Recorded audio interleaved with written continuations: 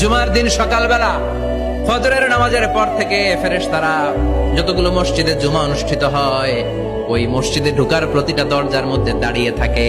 কারা কারা আগে আগে জুমার নামাজ পড়ার জন্য মসজিদে যায়, প্রত্যেকের নামগুলো একটা জান্নাতের রেজিস্ট্রি খাতার মধ্যে তুলে নেয়।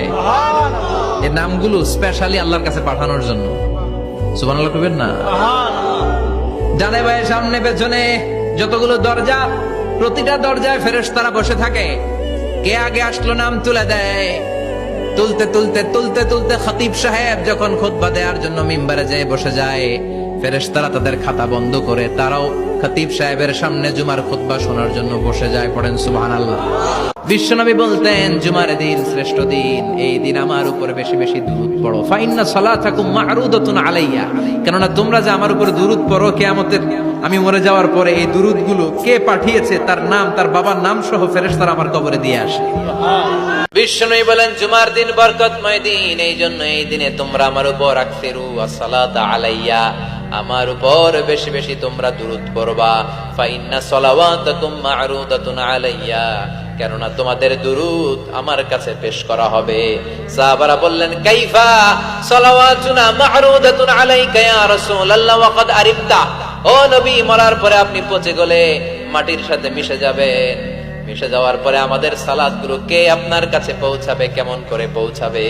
বিষ্ণু বললেন, ইন্নাল্লাহা হাররামা আলাল আরদি আন তাকুলা আজসাদাল আম্বিয়া, আল্লাহ তাআলা জমিনের মাটির জন্য নবীদের দেহ খাওয়াকে চিরকালের জন্য হারাম করেছেন।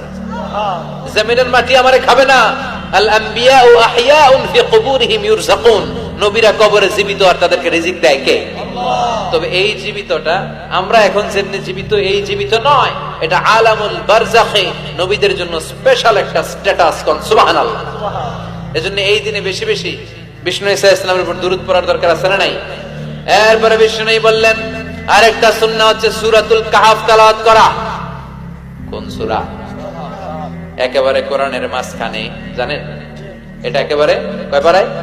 15 পারায়। এমনকি এই সূরা কাহফের মাঝখানে একটা শব্দ আছে ওয়ালিয়াতালাত্তাফ।